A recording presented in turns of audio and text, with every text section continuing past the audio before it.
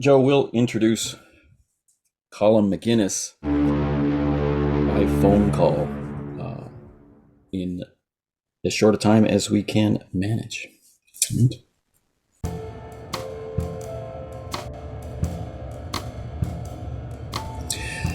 Okay, so when we left, we had private investigator Edward Driscoll, confidential investigator, bleeding into his handkerchief, right? Leaning against the wall for support in the mob doctor's office, disguised as a consulting firm. The bookcase containing the medical tomes has been manhandled by you two across the floor, leaving large, obvious, fresh scratches in the varnish of the floor, the wax of the floor. Some gouges in the wood underneath. But more importantly than that is the top of the shoe and the shredded remains of the ankle and lower calf protruding from the shoe, from which dangle limply the sock garter and the not blood-soaked but blood-spattered argyle sock within, protruding out of the wall as if it was pasted into the wall when the wall was constructed. No ripples, no cracks, no damaged plaster. It's simply in the wall as if it has always been there. Which makes me think that the scratches on the floor really don't matter that much at this exact moment. Well, if just to say that had someone plastered it in the wall, they also would have had to have moved the shelf. They also would have scratched the floor, but they didn't. Yeah, not to mention that Driscoll saw this guy alive an hour ago. Maybe not even that. Jesus, I gotta call somebody, Eddie. We gotta get. Nobody's gonna believe this.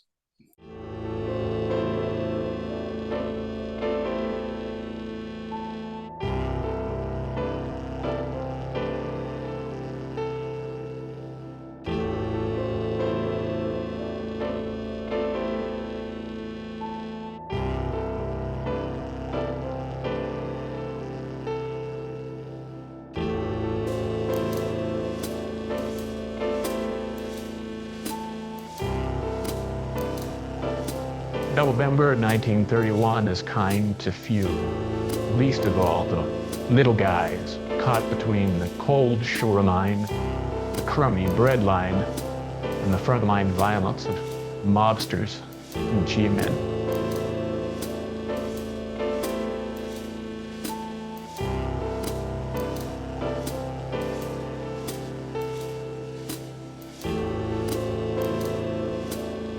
Every day, the news is so bad that people don't even want to line their clothes or shoes with the papers that report it. But the chill talks them into it. Maybe, if they live one more day, it might be work.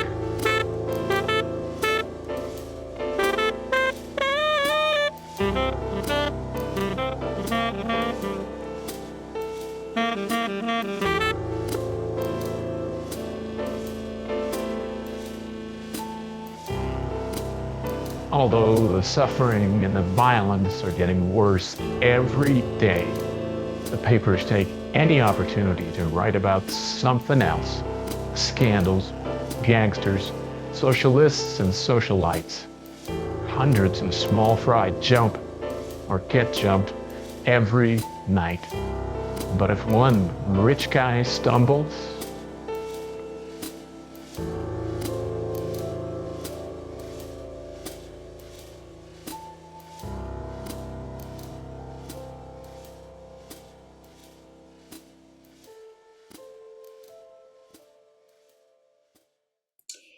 There is a phone in the consulting firm. Good. I pick it up, whack it, see if I got a dial tone. Right. A couple of clicks, and then you get the operator comes on. Right. Operator, how can I place your call? Yeah, all right. I need to get in touch with Callum McInnes. Give her the number. You need to reach him right away. Right. So she repeats back, that's Mayfair, 2005. Yeah. And there's clicking on the line and rustling. And now Callum at the photo studio, which shares office space with other studios and other professional offices. It's a cold, drafty, brick building. And from a lower floor, yelling up, right, one of the other tenants is bellowing, "Are you here, Callum? Are you here? There's a phone call for you." Yeah, I'll be right down, and I'll throw on my overcoat and head down because it's probably cold in the hallways and everything. So No doubt. trying my best to stay blowing my hands together and walk down to the phone and pick it up. Yeah, who's this? Yeah, Cal. Terrence McSweeney. How you doing? Oh, Terrence, long time. How you been? Yeah, that's wonderful. Listen. I need you to grab your camera. I need you to get over here right away. I'm over at Eddie Driscoll's place. You know the place. Yeah, you got a job for me? Oh, yeah. No one's going to believe this. You got to get some shots of this. No, I'll be right there, man. All right. Good. Now it's going to take a little while to drive over. Things that have been going on in Boston are the usual things: bread lines, protests, and the sort of puff pieces that are supposed to distract the populace from their woes. So reporting of unusual incidents, violent gangster-related crime, and this sort of thing are on the up, right? Pointing the fingers in the other direction. So Callum's been pretty busy, right? Photographing what's left after the police are finished with a raid, and right, with brutally murdered bodies of gangsters propped up against the wall next to their illegal, liquid stash. Right? Crime does not pay for these individuals. But the talk of the town recently has been the theft from the Boston auction house of books. Do you know what kind of books? They are, according to the rumors, giant-sized, heavy, gold bound, or encrusted with gems, or all of the above. The rumors circulating through the underground. If anybody can find these books, or can find the fence that's trying to move these books, or people want to get in on the action. And they sound like they'll be pretty noticeable. pretty noteworthy. Yeah. Hard to myth when we see them. They're not going to blend in with other books. It doesn't sound like. Right. So there have been sketches in the newspaper, but no photographs of these items. And the auction house, of course, didn't shell out for photographs of the item. They just have a text description of illuminated, right, manuscript from the 9th century. That's all they really say. What makes this particularly interesting is that this was a private auction. It wasn't announced. It wasn't a part of any big drive or noteworthy charitable event. It was simply a sale. Somebody found out about it. Somebody broke into the auction house and somebody stole these specific items. That's been a hot topic. Attached to that case is Eddie Driscoll. Consulting. Yeah, PI. Yes. confidential investigations. Okay. So it is cold out on the street, but there's nobody moving. And as you roll into the neighborhood where Eddie's office is, the street itself looks abandoned. And there are no lights from any of the office buildings that line that street. But the door to Eddie's building, which leads to a staircase up to the other units, is open. Okay, so I'll walk up that way. Okay. You know, I got my camera bag over my shoulder, but I also have my 38 tucked into my little under the arm little shoulder holster. Okay. Seems getting some sketchy vibes around here, but yeah, I'll head up and try and find Terrence. You like Terrence? So there's a call from below and steps on that incredibly rickety front staircase. Right? Every second step sounds like a gunshot. Every other step, it sounds like the whole building is going to just sag down into broken pieces. Yeah, Cal, that's you. Come on. You're not going to believe this. What's going on? This is a spooky place. What's going on, man? Driscoll's place has always been like that, man. But just forget about that. Come here. And I'm motioning towards the office that says consultant. Yeah, I'll walk over there. Not Driscoll's familiar office. Right. So you're headed down in the other direction of the hallway. When you come out the top of the stairs, you would normally turn left to go to Eddie's door, but you're going to turn right to go to this much nicer door. Which, according to the street, is maybe where one could find a doctor who's fallen on hard times. Who definitely has not fallen on hard times if the paint on his door and the gold lettering on his door window are any indication. But the only light in the whole building is in this back room. It's a electric light from inside. Although Terrence does have a candle on a ring.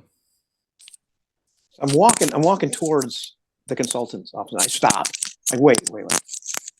Come here. We got to look at Eddie's office first. Okay, yeah. Pointing it out, I'll shoot it. I'm walking through the front room of Eddie's office, the secretary's office, so to speak, and heading into Eddie's actual windowless office, and bringing the candle down to the bottom of the or almost bottom of the wall that's shared with the consultant's wall. If you were to punch your way through it, that's where you get, and just exposing this shoe. It seems to be plastered right into the wall. What is this, some sort of Halloween prank? What's going on? Look, and I'm pointing at the other shoe that's still on the floor that matches it, or at least looks like it matches it based on the sole. And these are the kind of shoe. Look, you see these? This is like you and I couldn't work for like a year and buy one of these shoes each. Yeah, man, I don't think this is going to be needed. Listen, all right. Don't make any mistake about the empty bottle on the desk. I'm pointing at this whiskey bottle. Or like Driscoll ain't been drinking. I ain't been drinking. Driscoll saw this guy that was in these shoes alive maybe like an hour ago. And what? Now you're saying this is that guy in the wall? Just take a picture. And like, yeah, this whole time I've been pulling out the big camera, getting things set up and everything. And I am putting the other shoe next to the shoe, so it's going to be in the shot, so to speak. Yeah. And so I get everything all set up. I don't know if it's the same kind where you have to hold up the flash. You can do that. There are disposable, expensive flash bulbs, but flash powder is still in use. I don't think Callum has any of those. Okay. So you get the tripod set up and the angle correct. So what you're looking at is the front of the shoe. like it's stepping out of the wall, like it's stepping through water, right? There's no disturbance or distortion in the plaster for this shoe. Okay. Like You the can see toes and stuff of the shoe. right up most of the way up the laces, but not into the open part of the shoe. The other shoe is empty, still laced. Right.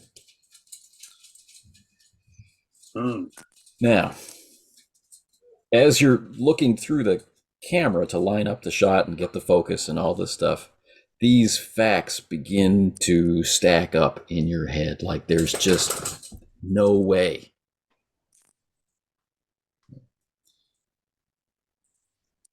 And Yeah, it doesn't at all doesn't make seem sense. like Terrence is pulling your leg.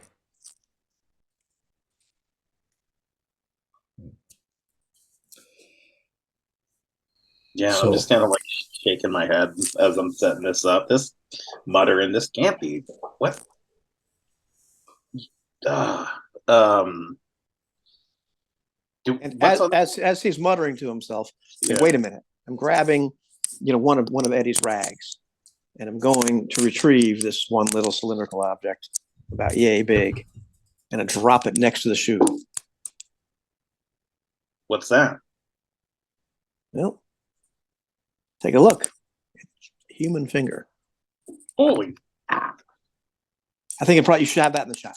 Yeah, I think that should be it. Where was it? The office was here with the rest of the stuff. Just take the picture, man. This is the sedate part.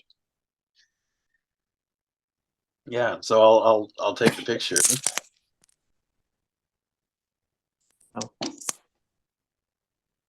on over to the other office.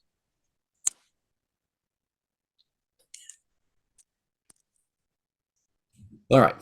I don't know what Before you're we go bringing to the into other this, office, but yeah, if this you could be could. a big story. These are unusual conditions, right? This section of wall is behind Eddie's office door. And it's the type of wall that just has clear plaster all the way down. It isn't what you grew up with, which would have a wooden wainscoting all the way around as high up as your waist, right? So it's just plaster all the way down to the floorboards and the wooden runner around the base of the room. So the shoe itself is maybe midway up your lower leg in height, right? At a little angle, like you can see the sole of the shoe, you can see the top of the shoe, just like it was coming down, stepping. Right. The finger, as described, is a human finger, not cut, right, but torn off, as if maybe pulled off. A well manicured finger. All these little details in the photographer's eye. There's a scuff on the plaster of the wall where, the doorknob hits it every time it opens, right? Not directly above the shoe, but pretty much, in line with around where the shoe is in the wall. But now the door won't close all the way because of the shoe, right? But there's no scuff on the back of the door from repeated banging into the shoe, as if the shoe had always been there. Lots of details are clicking in your mind to indicate that this has happened. So with the lighting challenges in this dark office lit only by a candle and your flash, I'll need you to make a photography check to see if you can get a usable photo out of this. Owen is pretty good at this. Let's see. He is.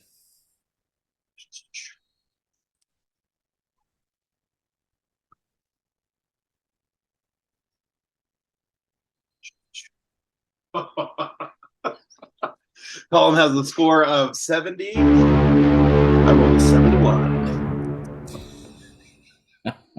Okay. Taking proper care and time, getting the lighting just right. Flash goes off, and Callum is certain that he's gotten a good shot. Feel good about it.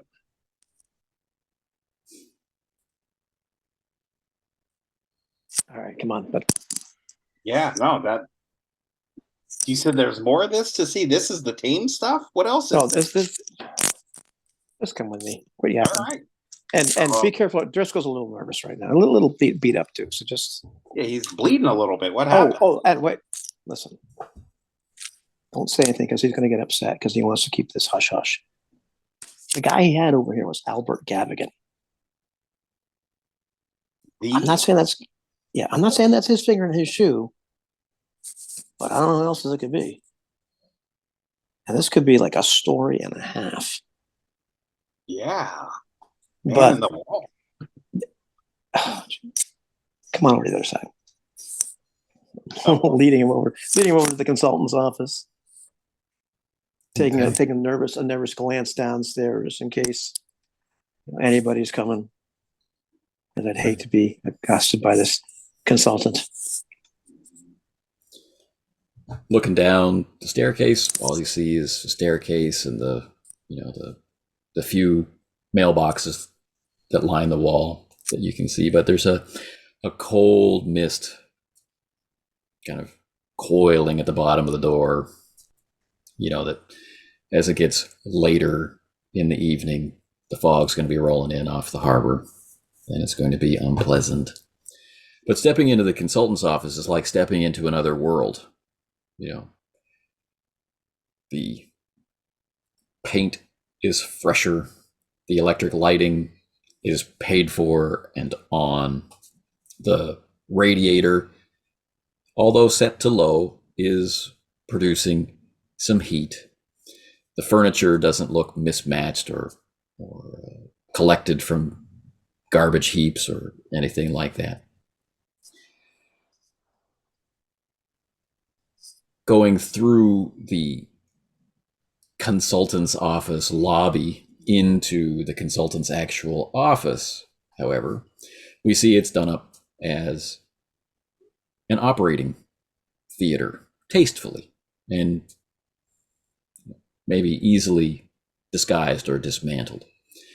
There's one bookshelf which has been displaced, and next to it is Eddie, who's leaning up against it, like he's got his blood-soaked handkerchief pressed into the back of his head, and he's leaning heavily on the wall, not casually. Just fine. Nice to see you, Callum. You here to document my downfall? Definitely going to prison for this one. I'm guessing you didn't put him in the wall. Who's in the wall?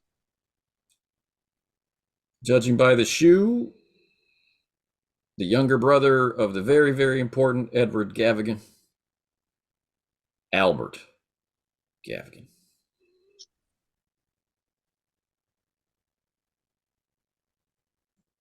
Did you show him the book? No, I didn't show him the book. I'll go get the book. So is this the other side of the wall? Like it's this same wall. Yeah, the other side. Yeah.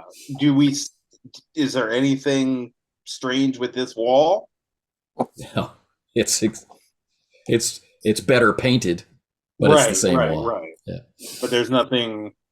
Doesn't seem to be because I'm since this is my first time seeing this, I'm like touching the wall to see if there's any because I'm still trying to process. Colin's still trying to process what's going on. Right. So when his eyes finally go down, right, it's almost like there's resistance, right? I'm going to look up and I'm going to look over and look around. But when his eyes finally go down, it's the back of the shoe coming out of the wall. And in the shoe is the shredded remains of an ankle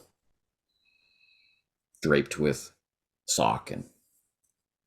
Right. But you said it's blood spattered, not blood soaked, right? Right. Interesting. Where'd all the rest of the blood go? Not on the floor.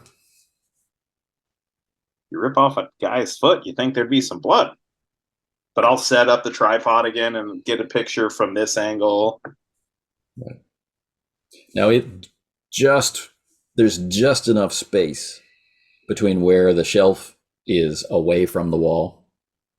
Right. So if you were to slide it back along the scratches on the floor to its original position, the shredded part of the foot would just be touching it.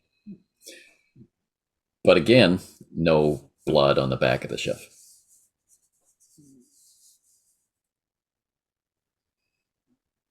Yeah. You ever seen anything like this before, Terrence? No, not at all. I'm gonna go get this book. I'll be right back. You probably want a picture of the book. Yeah. Just stay with Eddie. Get a couple shots. Maybe get a shot of Eddie too. Get a shot of the back of his head. Looks dramatic. Yeah, come here, Eddie. Just walk back. Go grab this covers and this page. So you can hear his footsteps fade out as he walks through the office around the corner, and then fade back in through the thin wall as he enters into Eddie's office on the other side. So if you were sitting here, you could hear any conversation that's happening in Eddie's office, almost like you're in the conversation, just only slightly muffled. Thin walls. I'll knock on the wall. Sure. Does it sound hollow or? No. Sounds like plaster, slats, and more plaster. Yeah. Tell him not to do that. There's a sudden knocking. Right. But Terrence, in your ears is still that rustling, crumpling paper sound, the almost chewing paper sound is still just in the back of your mind. Picking up that bottle on Eddie's desk just to make sure there's actually no booze in it, just for show. Put it back just for show. Just got disgusted. Dust inside. Yeah, just disgusted. So we don't have an asper around this place, so I'm grabbing the book. Okay. What's left of this? Yeah. Callum, could I have a spot hidden check? Right, you're looking at Eddie, and you're looking at all this weird evidence of crime. Yeah. Spot hidden is a skill. I have some points in it. I have a number. Where is it? Spot. Yeah, okay. 65. 65. Next. 38. Something's been bugging you since you got to the second floor, right? But Terrence has been so animated, right? Come here and look at this, and come here and look at that, and setting up the photograph. Mm-hmm. You know, you've been busy. But now it's starting to register, right? In the silence of Terrence's absence, and Eddie's not really talking much. He might have a concussion, right? He's clearly been whacked really hard on the back of the head, right? His speech isn't slurred, but he repeats himself a little bit, and he's not steady on his feet. So in the momentary silence, what you're noticing is faintly, like it's in another room, a heavy step and a drag sound.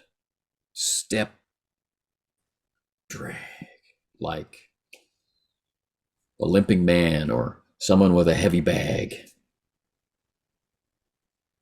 Okay.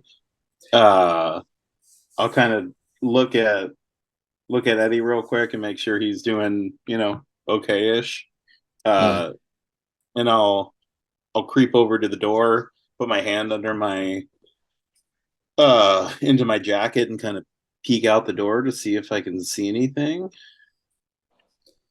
Nothing out there except the office and the hallway beyond. And this is the next part. As Terrence is making his way back, you can feel his footsteps through the floorboards. This is an old wooden structure. You can feel people moving around in it. But although you can hear this step drag, there's no accompanying sensation. Oh. Okay. Is Terrence back? So Terrence, as you come around the corner, right, Callum's peeking around the edge of the door frame. What the hell are you doing? You hear that? Yes. What? There's like a step, and it sounds like somebody heavy is dragging something heavy. But it's, like when you're walking around, the whole friggin' floor shakes, and I'll kind of dance around a little bit. See? You hear that? When I hear that, I don't know what's going on in here. What the heck you bring me in here for, Terrence? Jeez. To take some pictures, Cal. Yeah. Just to take some pictures. I am. All right.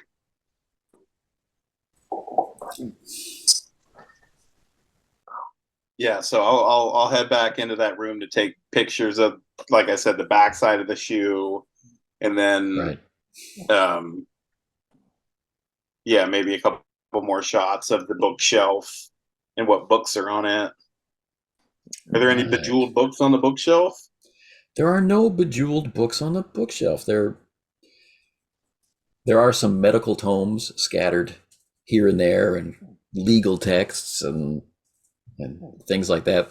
Lots of books up there, maybe as camouflage for this doctor's office that's not a doctor's office. Yeah. But Terrence is holding,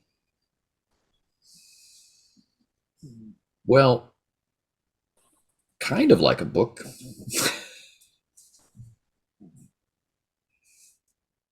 Leather, bound with leather straps, with deep cuts in the cover, some kind of embossing.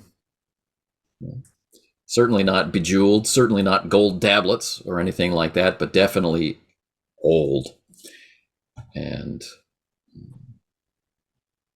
cared for. But there's a little spray, a line of blood across the cover from one of the straps and buckles.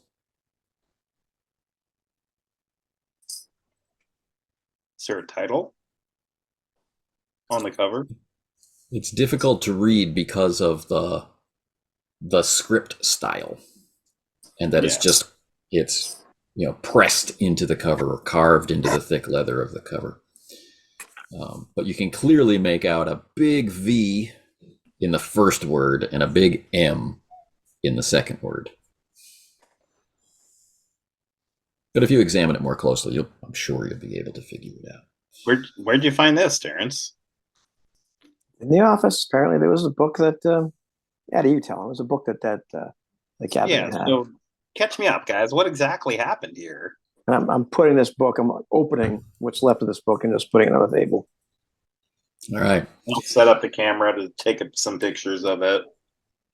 So as Eddie moves over to the doctor's chair, more of a sliding stool, right? So he lowers himself down in the chair so he can keep his back up against the wall. Right. He kind of heaves a sigh at having to explain again, and he's rubbing his face and rubbing his head.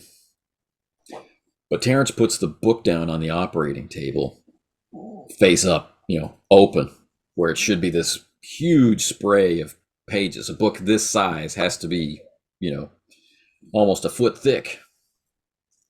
Except there's only 4 or 5 pages inside. But Terrence seems to find that shocking. Eddie, it was I'm just flipping these pages, looking at them. It was just one. That wasn't even one. And there was only one. I was kind of looking at what's on these pages. I don't know what you're talking about. I don't know what you're talking about, Terrence. When he brought the book in, it was full. All the pages. Yeah, he had all the pages. Well, I got here, and there was no pages, and maybe it was like one that was stuck, but not five. You mean there's more than one page? Yeah, look. So now he's really upset, right? And he's accidentally smearing blood on his face, from the back of his hand. A few minutes ago, Callum, there was only one page in that book. They're all torn out. What? So you're saying this book is growing pages?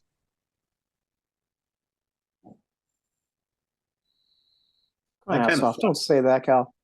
Well, you're the one saying it, not me. I'm looking at this book. It's got 4 or 5 pages in it. Take a picture of the damn book. So I'm going to sit down next to Eddie. Full of another chair if I can find one. Yeah, so I'll get a picture of each one of the pages that's there. Like a picture of the cover and the blood spray. And then open the book, take a picture, go through all the pages and take a picture. Okay. So you're on high alert. And now that you're in kind of photography mode, you're getting it set up to get the lights right. And of course, here in this room, there's actual light. There's electric light. And even a mobile light, that a doctor, if a doctor happened to operate out of this office, would find very convenient in illuminating during surgery. You're able to get a good shot of this cover, which is not written in English and doesn't follow the normal spelling constraints of English, but is something. The second word is clearly some version of mysteries. But the first word, starting with V, is like VER, and then probably an M, and then a couple of I's, and then an S.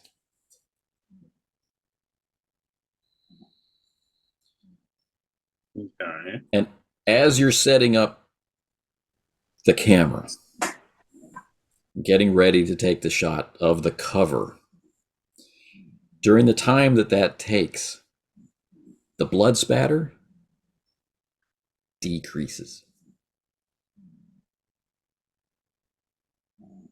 Not soaking into the cover. It's just no longer as long a spatter as it was when you started the setup. I'll be like, huh.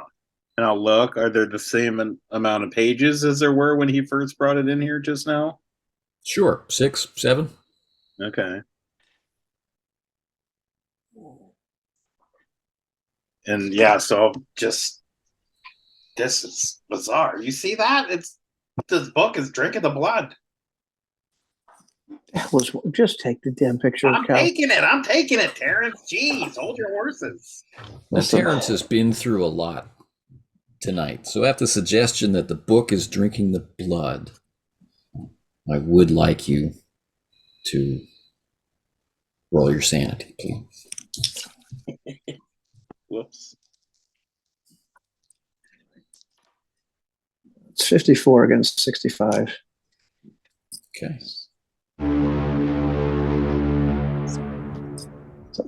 It's no leather book. It's just probably just soaking up the moisture or something. Sure. Probably. Eddie's. Here, hold that. Eddie looks like he's had enough. Terrence looks like he's close behind, right?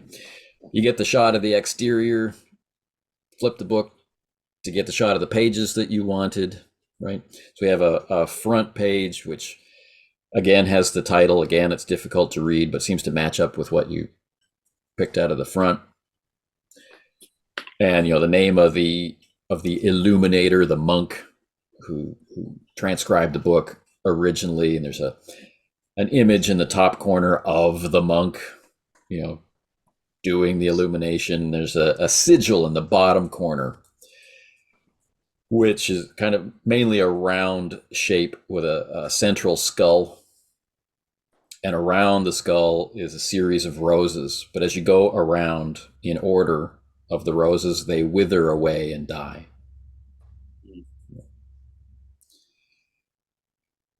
The next page in is a full page illumination, a full page, hand-drawn picture.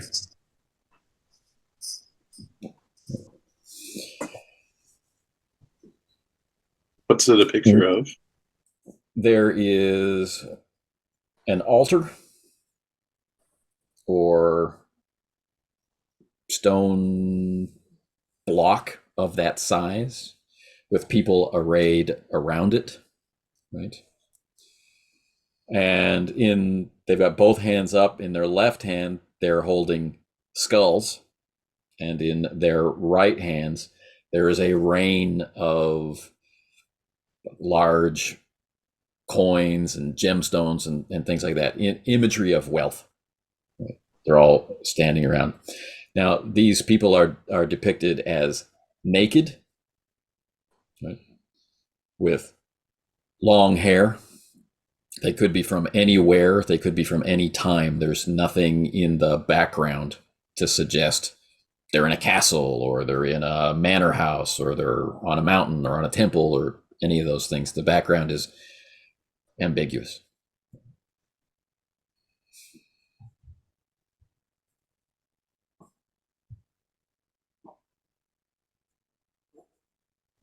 Okay. Yeah, so I'll snap a picture of that too. That page wasn't there. I don't have any. That page wasn't there. Yeah. So as you go through each of the pages, right, there's now 13, 14 pages. Most of it is in crabbed, brownish text. Very consistent. If you spoke the language, it would be legible, right? But it's very efficient, its use of space, right? And the paper, well, the paper is probably not paper. It's some kind of leather.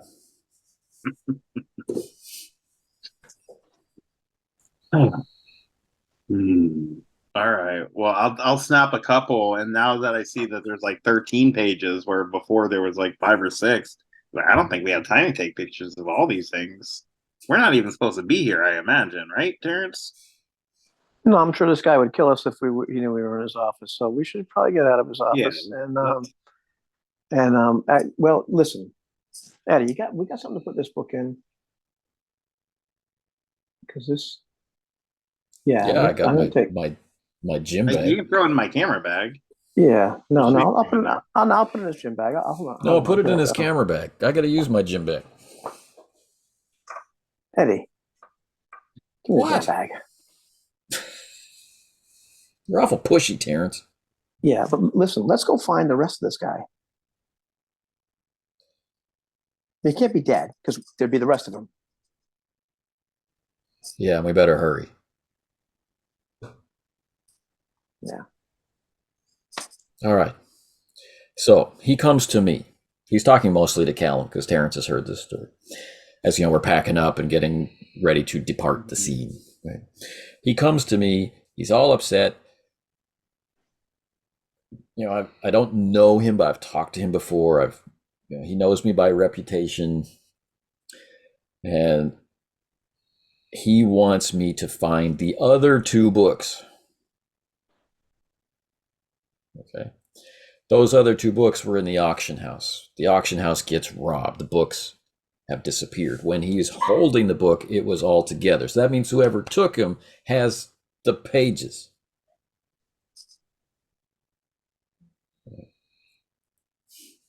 So all we got is the cover, right? They got away with Gavigan and they got away with the pages. So what that tells me is the books are important not because they're books, because of what they say. Right. And they need Gavigan to... He clearly has lost his train of thought, right? His eyes aren't exactly rolling, but you can see an awful lot of white in his eyes. They might need him to read it or something. So how did you get jumped? You guys were just in your office talking, and the next thing you know, you were beat up, or what? Next thing I know, Terrence is slapping me across the face, and I'm in the corner of the room. I'm going to have to pay for the damage to the wall. And you don't remember anything else? Nothing. Is he lying? Well, you want to check him? I do. All right. I got some psychology. Yeah, let's use the psychology. You're also a pretty good fast talker, so I'll give you a bonus of 20%. Okay. Yeah, let me just check here to see what my psych is.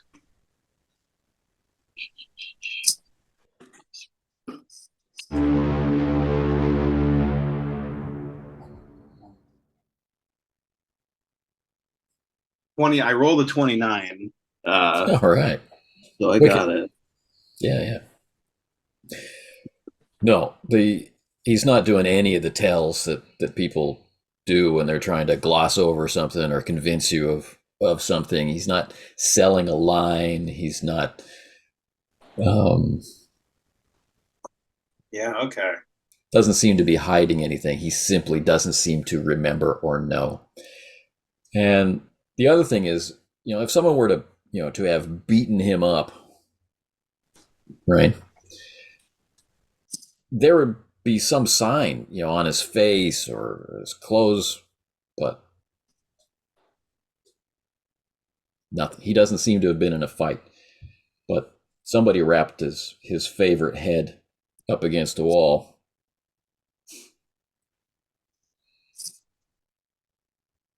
All right. Well, let's get out of here. Skedaddle. All right. How or what? Not how. What is your destination?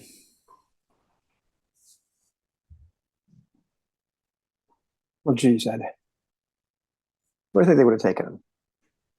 I don't know. Not going to take him to a speakeasy.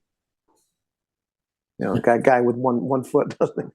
9 fingers kind of attracts a little bit of attention.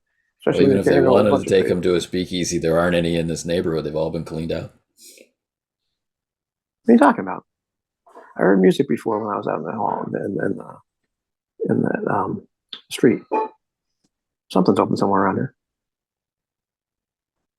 It's not unless it opened tonight. Well, maybe it did. It's a speakeasy. It's not like they advertise. Unless they pay the cop. But you know what I mean? There's got to be something wrong. But anyway, you're right. No, they wouldn't go there. Jeez. They've already taken the books from the auction house. Did he say anything about somebody that he was suspecting was taking the books? Oh, I had to find the books. He was less concerned about who stole them from his house. Right. More concerned about getting them back. Right. So did he give you any leads? Did he give him go look for this guy, or were you gonna start knocking on doors in Boston? Come on, Driscoll. I know you got something.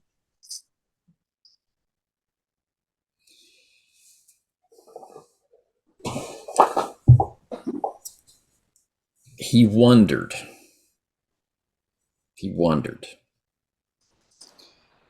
That big warehouse down in the docks, it's always being raided. I mean, I know Callum's been there 100 times to take pictures of some corpse or other. Right. Recently, there have been rumors that a new outfit has pushed their way into that territory. Right.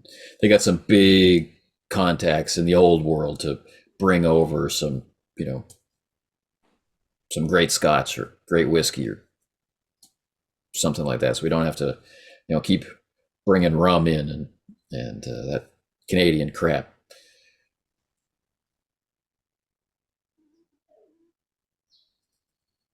I don't know how the Gavigans earned their money, but I know they definitely have ties to stuff that goes on in shipping. You got it in Boston. Okay.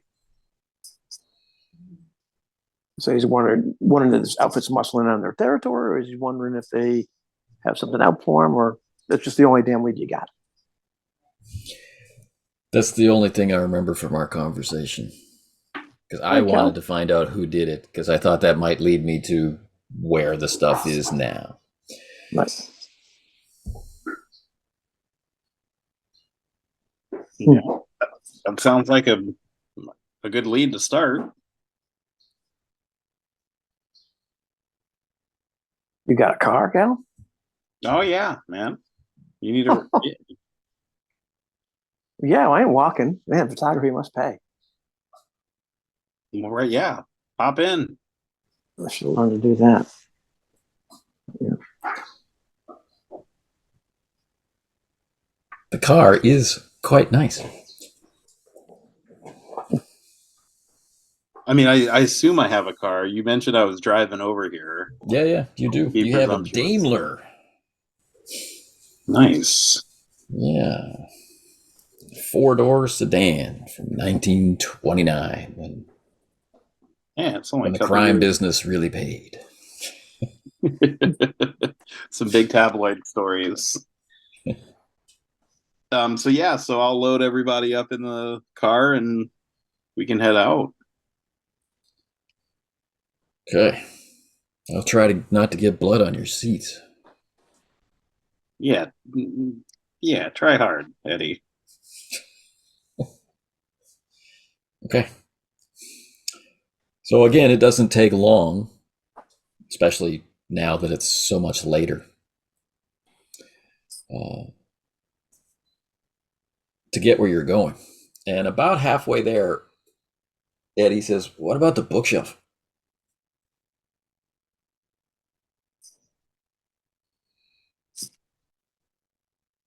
Do you think the doc's going to dust it?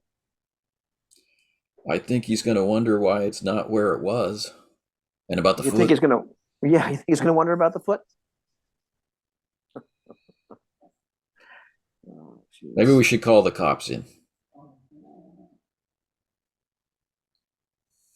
And what are we going to tell them? You found a foot in the wall? I would like to be on that side of the conversation rather than the cops coming to get me to say, why is there a foot in your wall? You're going to tell them there's a foot in your wall. They're going to throw you in Arkham. Well, maybe I need the rest. I've got a book that you guys say is growing pages, drinking blood. I got my only paying customer in a month's foot sticking out of my wall, and no way for it to have gotten there. Well, listen, if you call the cops now, it's everybody's story. Right now, it's my story. It's Cal's story. Cal's pictures. It's our story. But wait. Not only that, but come on. Eddie. Come on, I've helped you. One hand washes the other, all that kind of. Listen, besides that, what are you going to do? Call the cops? You think they're going to believe you? Oh, there's a guy's foot in my wall, and, there is a guy's foot in my wall. I know they're going to believe that, but are they going to believe that, you took a nap and somebody plastered it in there? I think they're going to believe I can't do a plaster job and paint job like that. No, you can't. And you were talking bad about Canadians. Anyhow, I don't know. I say hold on for a second. And besides, what if this turns into like a reward? You rescue the guy, give him back to his brother. Most of them. Yeah, this could be a big case for you, Eddie. We call the cops now. It's out of your hands.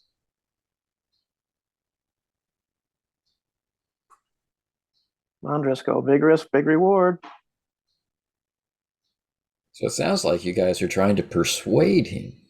I am trying to persuade him. You're tag teaming him. Yeah. We're tag teaming him. All right. Give it a try. All right. How do we do this with the two of us? Batting him back. How do you do it with the two of you? Who among you is more persuasive? I rolled a bunch, so if Terrence wants to roll, that's cool, man. 55. I am at persuasion. I don't think I'm that high. You should go for it. Okay. All right. So we'll give you a bonus of 20%.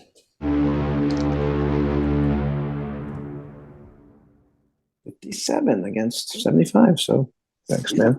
Thanks for the help. Because you hit him right where he lives, which is, this is a big case for you. You could be famous. Think of the money. All those things just boom, boom, boom, knock down his resistance. So bleeding in the back of your car, right? Risking prison for ephemeral fame. Eddie Driscoll, Confidential Investigations, agrees not to call the cops. As you roll into the warehousing neighborhood down by the docks, you can hear the foghorns cutting across the lake. It's bitterly cold down there. Not the harbor, the harbor, not the lake. The fog has taken over this part of town as you get down next to the water. There's even, a glitter of frost across the streets. But for all of that, there are these two guys standing next to the manager or the personal access door of the warehouse in question, right? Which has a new sign, old warehouse, brand new sign, just Morgan and Sons shipping. But they're standing outside. It's got to be almost 9 o'clock at night, right? Their collars of their pea jackets turned up, right? And they're stamping their feet, trying to stay warm.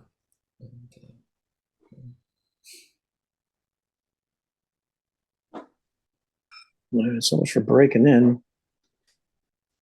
I'm checking stuff out. Jeez. Direct approach, Cal, or what are we doing here? I mean, those two goons at the front door, they don't look like they're going to be too friendly. No, they've definitely seen the car. Yeah.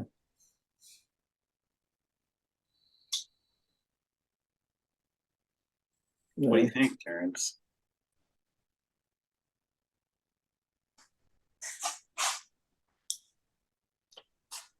What the hell? We're going to go talk to him. Yeah. So I'll park the car. Eddie, you stay in here and watch the stuff. Okay.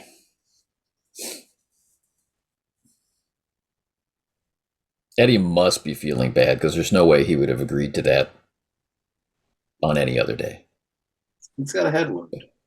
Yes. Right. Oh. So they pay careful attention as you park the car. They pay careful attention as you get out of the car and as you close the distance. Your footsteps are the only thing in, making noise in the neighborhood except for the occasional blast of foghorns. Except, Terrence, in the back of your mind, you can still hear that chewing, gnawing, crumpling sound. Yeah. As you get closer, they puff themselves up. They flick their cigarettes into a very large pile of expended cigarettes. And they're trying to figure out which one of you is in charge. Kind of give Terrence the elbow. I'm a cameraman. You're the reporter. Fellas, cold as hell tonight, huh? Crappy night to pick to pull outside guard duty, huh? No, we are aficionados of the astronomical arts, and we are gazing in wonderment at the array of stars across the heavens tonight. Man, you must be good with the ladies. that was just close to being a pickup line, man. I give you credit. You tell him to look Are you up. lost? No. I guess it looks like a new operation to come in the warehouse. I'm looking for a friend of mine. I thought he might be coming down here this evening. I'm not sure he had an appointment or not. But I was a little bit worried about him. An after-hours appointment? Yeah. You know, these big shots are. This is a legitimate business, friend. I didn't say it wasn't. Warehouse got to run 24/7. You know, shipping never stops. The other one who hasn't spoken thus far is looking Callum up and down, looking you up and down. He sniffs. Says, I don't smell cop, but I do smell curious. Got a good nose. Got a good nose. I'll give it that to you. Yeah, a little curious, but not looking for trouble. Just looking for a friend of mine. That's all. You have Maybe no if he- friends here, friend.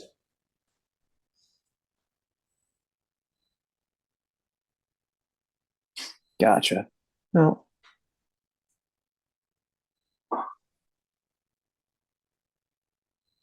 Suppose you mind if I take a poke around, looking around to see if I see any sign of him? Well, that depends. How do you feel about us moving into your apartment and, digging around looking for stuff that might be ours? Anytime. It's a dump. Are you kidding me? Well, then let me put that another way, in words you might understand.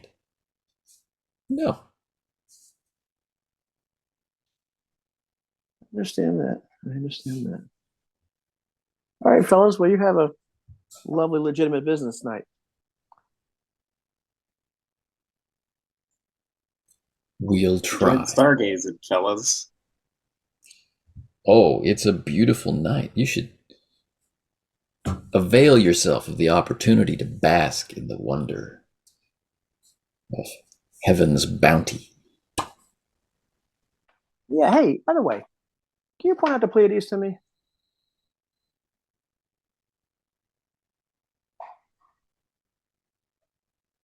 Just look up. Maybe do it from the top of the hill, over there, far from here. Look at him and say, Pleiades are that way, friend. And I walk back to the car. Well, Well, that was direct fishy. approach doesn't work. Yeah, that was. They could just be monsters with the usual rum running crap. Could be something fishy too. I don't know. Right. So, Do we know what these missing books are about? Because if we know what they're about, maybe we can find somebody who would specialize in trying to fence stuff like that. well, it's not a bad idea either. But they just ask Callum to come. Maybe pull the car down just like a few blocks Yeah. and park someplace. I want to see if I can. If there's any other way I can get approach that building without being seen. or if I think I won't be seen. Okay. And I know I'm not the sneakiest guy on the face of the planet, so I'm just really seeing there's some way, I think, maybe on a good night with some Well, luck. it is a moonless night. It is a foggy night. Right, exactly. Not a good night for stargazing. Some kind of back Not door. a good night for No, stargazing. No. no. You see, there's some other way I might gain at least a peek inside or an entrance into that warehouse. Anyway. Are all these warehouses, are they side by side all together, or are there alleys between them? There are alleys and whatnot, like for loading and unloading, or for overflow stock and that kind of thing. Some are pressed close together, and some have been joined together as one outfit absorbs another, and some are ramshackle, some version of freshly painted, but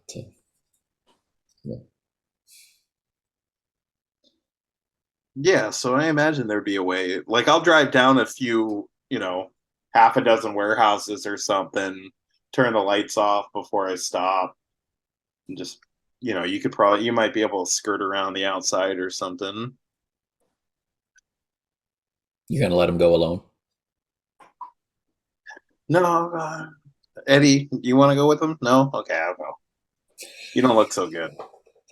Eddie is actually asleep. Well, that's not good. I'll shake him. Eddie, wake up.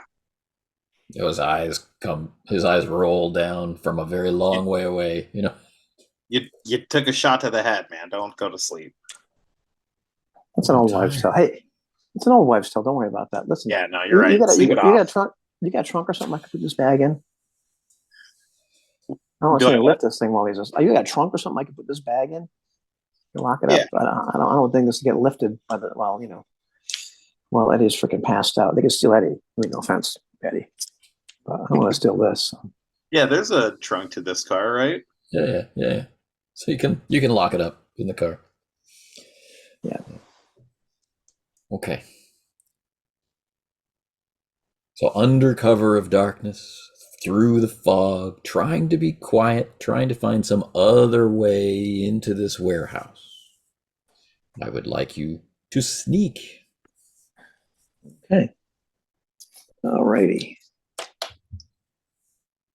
That is.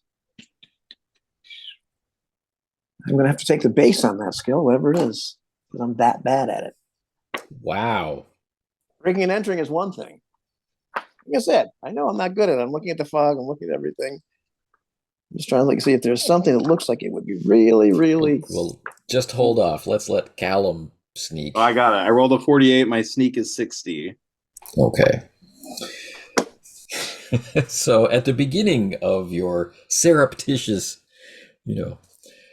approach to the building, it soon becomes obvious that Callum will need to instruct you as you go. Right? Wait. That kind of thing. You move closer to the water. So you're coming down the actual dock past the big pilings, and you can hear the tide as it comes in, right beneath, and of course the rich and musky, almost bitter scent of seaweed and other ocean goodness. And there's the fear in the back of your mind that there's going to be guards posted at this end of the warehouse as well, but there aren't. It's all closed up. There's no boats at any nearby piers. Right? There's a huge chain and padlock for the loading doors, and there's another smaller door, another personnel door next to it, which may or may not be locked. You won't know till you try. Very gingerly try the doorknob of this outside door. Not really daring at this point. I know I can unlock the big heavy chain, I'm just convinced that I would probably bring every, guy within a 10-mile radius. Okay. The door Gangs every is locked. Okay. So I'm gonna take out my little lock picks and hairpins and all that stuff and see. Cal, just cover me. Anybody starts showing up, just let me know. No, yeah. I'll be looking around up and down. Okay. Might want to take that gun out too. You look more intimidating that way. And Okay. Try it very quietly. This is a brand new lock. Okay. Old door, new lock. interest. You ready to try lock picking? I'm gonna take my time. All right. Okay. Take your time. It's a good lock. 65 versus 51. It's a good lock. Oh no. Jeez, oh, man.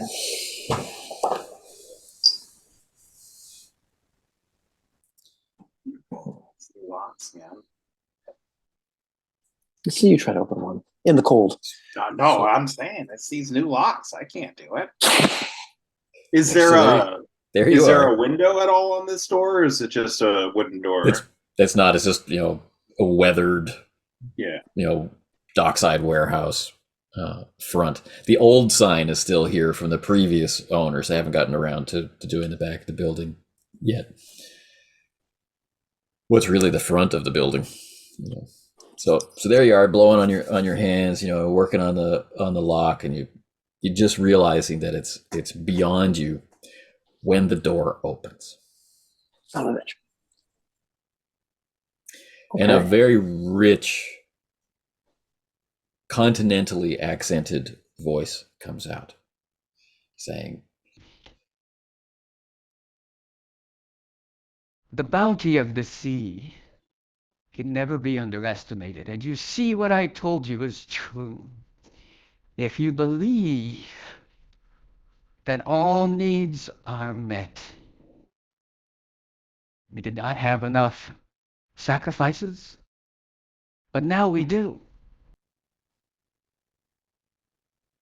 and there's a That's our rustle cue. of movement from inside the warehouse as large men come forward into the dim light of the outside. Jeez it.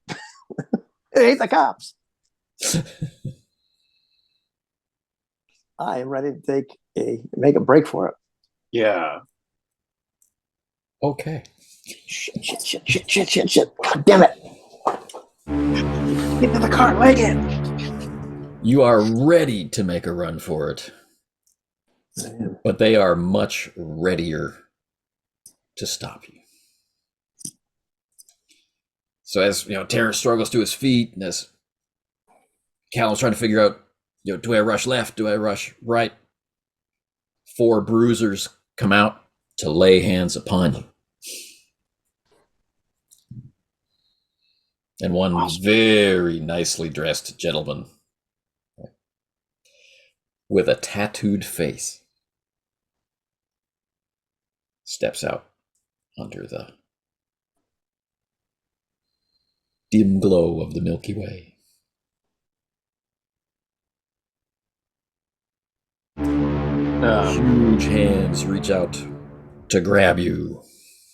I don't want to be grabbed.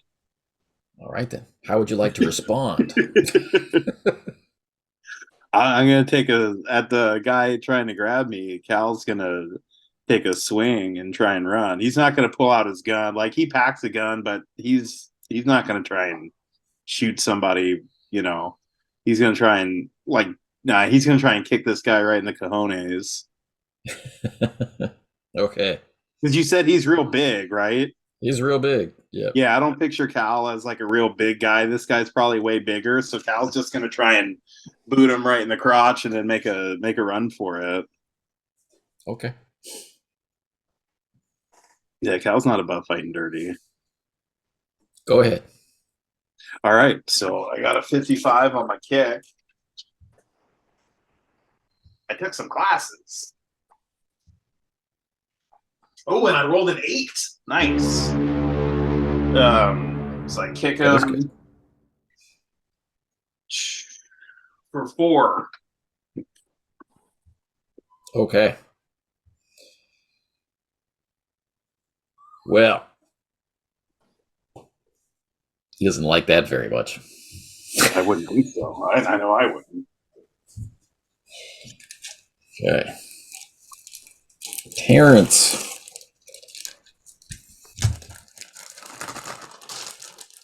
Yeah, I'm gonna try to sock the guy next to me. But my real intention is try to break away so I can actually start to run. If somebody's actually grabbing me to, whatever I need to do to like release a grasp on me just long enough to get away. That's my intention. That's my part. Okay. Well, what is the whatever I try to do? Tell me what you're doing. Uh-huh. Right, he's just reaching I'm out to trying- grab you. He's going to grab you by the lapels. What do you do? Oh, yeah. I'm gonna. I guess I'm just gonna try to give him an uppercut and then split. So that's yeah. Give me an uppercut. Okay. Roll. Try to sock him. All right, try to sock him. Okay, that's not so good. It's double sevens against I think 51. Ooh. Okay. All right. So in basically thinking as one, right? These guys come forward. They're reaching out to grab you, not to harm you, but to definitely secure you using their intimidating physical size. Callum nails his guy between the legs with a brutal kick. And Terrence connects right on the point of the guy's chin to no effect whatsoever. Gets wrapped up in this big embrace. At the same time, Callum, the man you didn't kick, slips an arm around your neck, putting you into a headlock. His strength seems prodigious. Terrence, you have the same feeling because your feet aren't really on the ground. Oh, Jesus.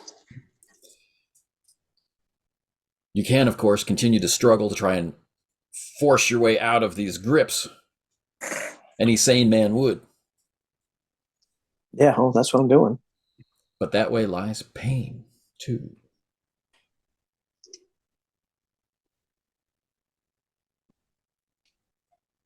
Yeah. I think at this point, once he gets put in like a super strong headlock, like a front headlock, like my head sticking out, like he's got me, my head sticking out towards like that. Mm-hmm.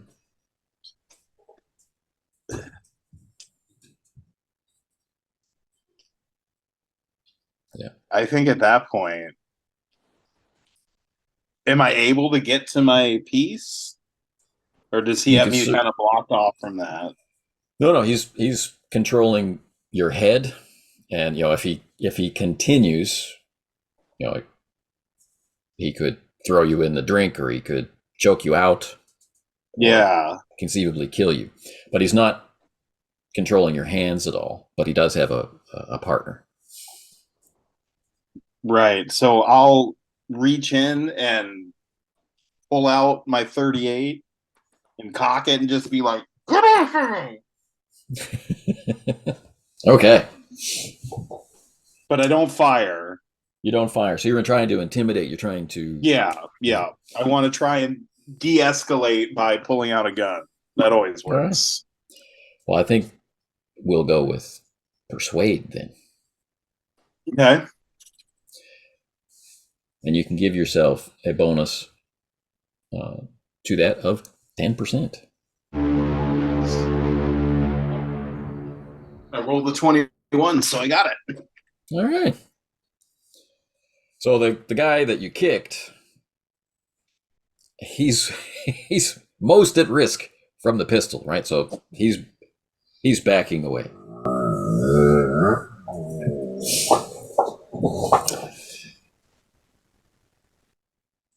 Terrence, Yeah. So you struggle? exactly how this. Yeah, I'm struggling for sure. And I'm let my friend go. What do you? Yeah. And I mean, am I? Well, the thing too is, am I able to at all reach my small, little, tiny pistol, or am I more incapacitated at this point? Yeah, he's got you in one of those holds around your upper arm. Yeah.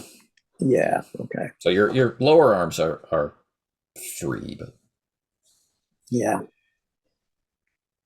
now the tattooed faced man, right, steps around behind Terrence, and his fingers are trailing across the back of your head, almost like a caress, right? Overly familiar, right? As if, greeting a loved one. There's no need to struggle. It's almost whispering. He comes up toward Callum. Please, be at peace. I'd take it. You step back, freak show. This big, beefy arm around your neck. Yeah, that guy's still holding me. One guy ran away, but I'm like, everybody, calm down. Listen, I'm just listen. My editor knows we're here. I got guys on the beat that know we're here. If we don't show up, they're going to come looking for us. Right. And Callum, Right now, you there's just two heard of us. every word of what Terrence is saying, but it sounds like it's coming through thick fog, like it's coming through molasses, like it's slowing down and speeding up, and this wave of fatigue is spreading through both of you, and you're looking over the top of the gun, right? And then darkness. When you wake up, you're inside a warehouse.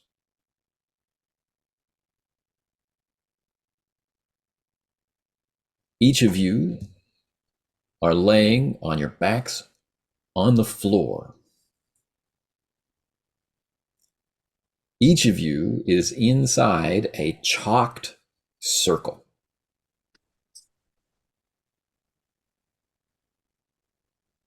Arms and legs spread like the famous drawing by Leonardo da Vinci.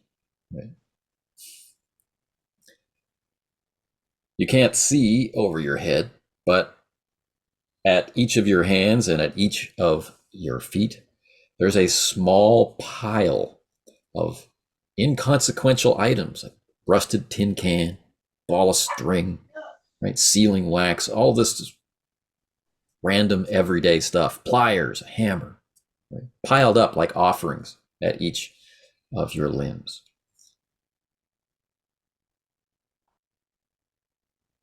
And over your heart, so not center in your chest, but over your heart, right, the flesh stings and burns. You've been cut, not deeply, not in a damaging way, but the skin has been cut, and wax has been dripped onto the area and dried.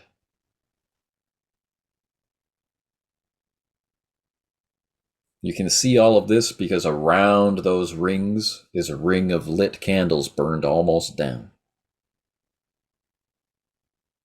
And the warehouse is otherwise empty.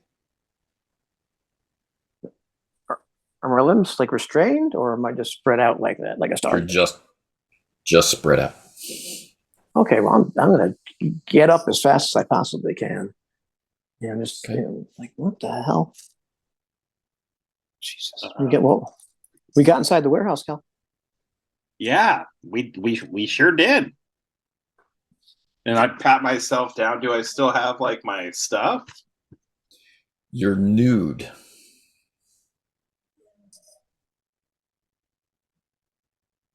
Not ideal. It's cold. Jesus. Now, this is quite a shock, gentlemen.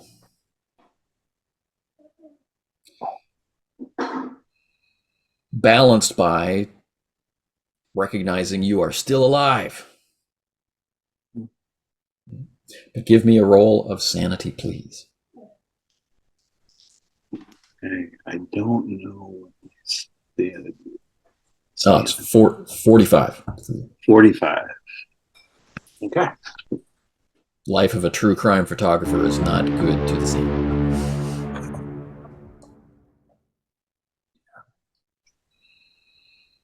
39. All right, good job, Terrence. Where's that camera? Where's it go? 90. Well, a 90. Well, okay then. Okay then. Please relieve yourself of 5 of your points of sanity, Terrence.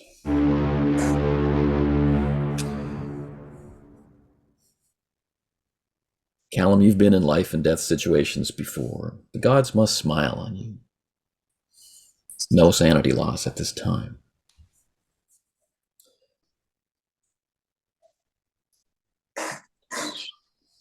As you are standing and looking around, looking for your clothes, looking for your stuff, trying to figure out, the context of everything, you do feel lightheaded. You do feel hungry and in some way reduced. Please also deduct 2 points of power. Ooh. This is an attribute loss.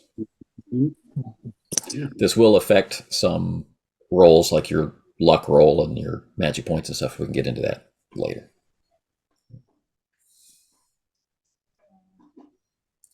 There is a book stand, right? A broad base, a narrow wooden riser, and then a topping for a book to be opened. There is no book on it. Right? This is beyond your heads where they were oriented, right? Toward the part of the warehouse where you met the 2 thugs on the other side of the door. Okay. Beyond it, there are 2 more circles, just like the ones that you occupied. The difference is that in one of the circles is a withered husk of what was a man. And in the other is a very old man, identically arrayed, identically nude, identically, marked. Right? Just gasping and wheezing, right?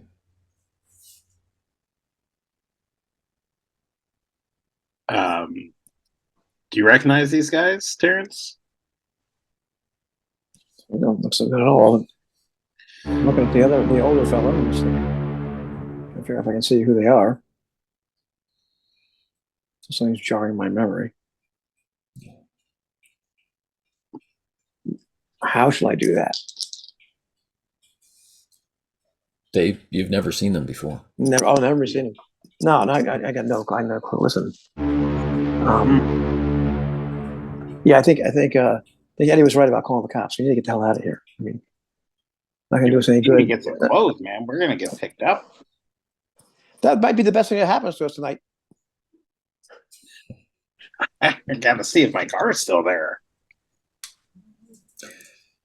All right. So you're going to peek out the door to see if your car is still there? So is one guy is groaning, the other guy isn't moving at all. One guy is like practically mummified. Definitely dead. Definitely a corpse. The other is groaning as if, it's difficult to breathe. Be like, sir, are you okay? Knowing that he doesn't look okay. He's whispering and kind of vaguely, like his arms are all spread out, right? He's just vaguely gesturing.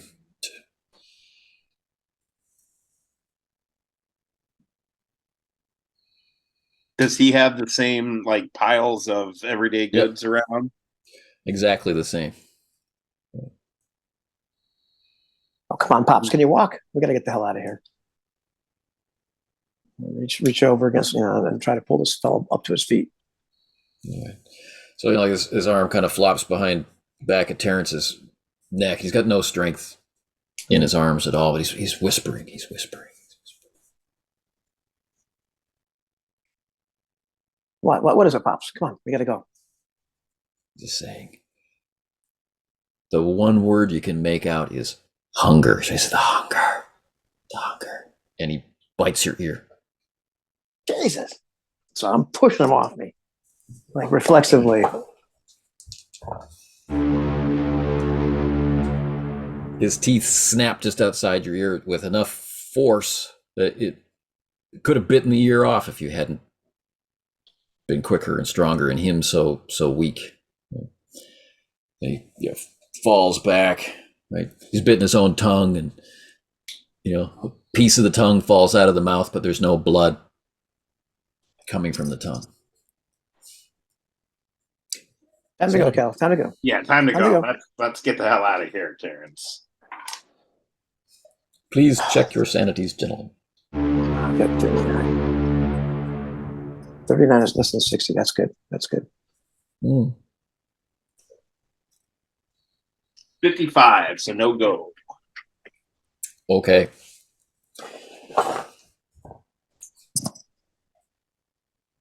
Please remove 2 points of sanity, Callum. So as you guys bolt for the front door, or the what's actually the back door,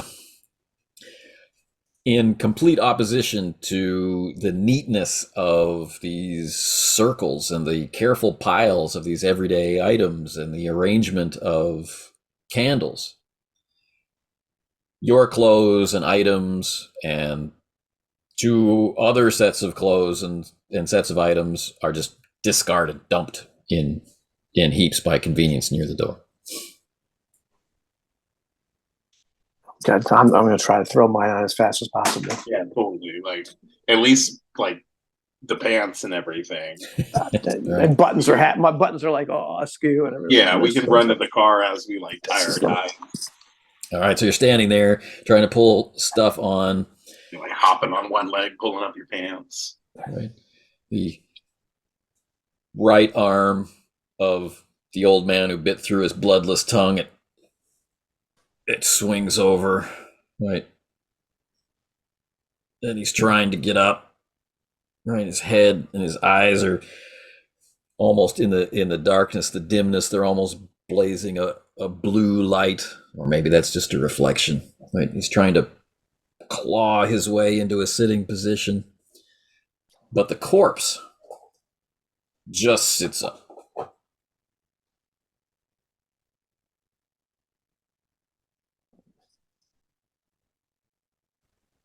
And we'll leave it there for the evening. I really hope I have my gun.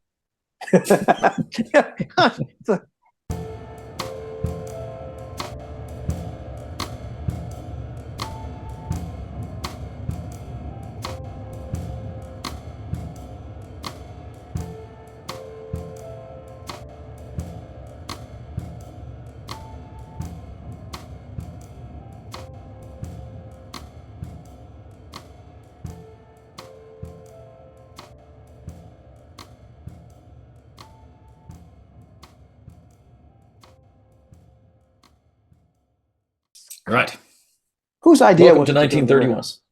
Yeah. Whose idea was it to go to the warehouse? I wonder. Dang, dude. Nice. Well, thank you for running that, Anthony. That was cool. My pleasure. You're coming back for more, aren't you? Yeah. That's the plan. Really good. We'll see right. how we get out of this, man. You shouldn't have answered the phone, man. I'm just saying. Why did I answer the phone? Why did I answer the phone? Yeah, he said a job, So, if you live through the beginning of the next session, do you feel like you have any avenues you can follow, or do you feel blocked? No, I think we okay. I mean, like if we can't go that way, I mean, I like the idea of checking out somebody that might, either be a book purchaser or might know more about them, that sort of thing. I mean, more of it's more of my shtick, anyways. To do some more research. Like I'm just kind of the whole night just kind of struck me by surprise. Yeah. Right. So I'm like way out of my league as far as sneaking around warehouses and whatnot. I know something's up, but like I'm grasping at straws, which is why I'm like pumping Eddie. I'm like, what do you look for, grasping abducted? It's a little. Yeah. I'm more of like, did you abduct this man? What happened here? But usually by that time, all the stuff's happened, and I'm telling the public all the nasty stuff that's happened. So I'm like way out of my element. Right. So yeah, I think we got at least one avenue to explore. Yeah, but right. I also know this is like a hell of a story. Like either my editor is going to fire me and put us both in Arkham, or just could put maybe Bellevue could maybe get us a little bit of a maybe get me through the next few weeks of winter. Yeah, something. Totally. Yeah, maybe. Yeah, Callum can get enough to afford one of these newfangled, less cumbersome cameras. Unreliable. Right, or at least the parts to make one. Yeah. Okay, that's good. Eddie does need to go to a doctor. He's not up to fisticuffs and exploring things. He really is in a bad way. So, hopefully we weren't unconscious for too long, and he's still, he hasn't bled out the back of my car. Yeah, he might have frozen to death too. So there's all kinds of different possibilities. It's okay. Listen, Eddie's tough. Eddie's tough. He's castrated dead. He'll be fine. So, like I said, if you survive the situation that you're currently in when we play next, then the idea would be to research and dig into the books. Yeah, like find out what these books are about, find out who in the city might know about these types of books or the subject matter, who might be a fence. Right. I mean, they've got a fairly heavy duty library use skill as well. So I'm wondering how, because of that, how many people I would know, or at least, right. Must have bumped into. So yeah, it's not.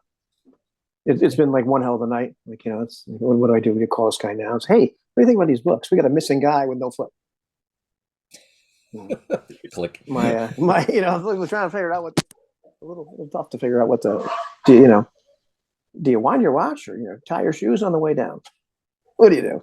Yeah. All right. Good. All right. Okay. Well, thanks for playing, gents, and I will keep you updated. Awesome. Yeah. Cool. Okay. All right. Well, I'll catch you guys next week then. Yeah. Cool. See how this idiot completely stumbles into doing this into the warehouse, doing the exact wrong thing. Yeah, that's all right. We did. Is this an example of failing forward? Yeah. You want to go in the warehouse? Okay, you can go in the warehouse.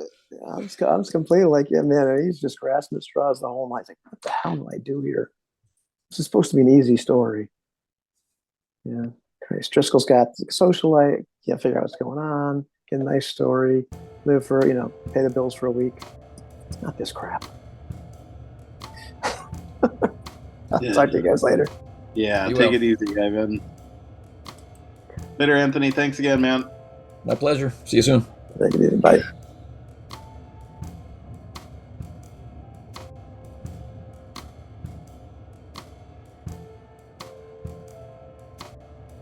There's no need to struggle. Be at peace.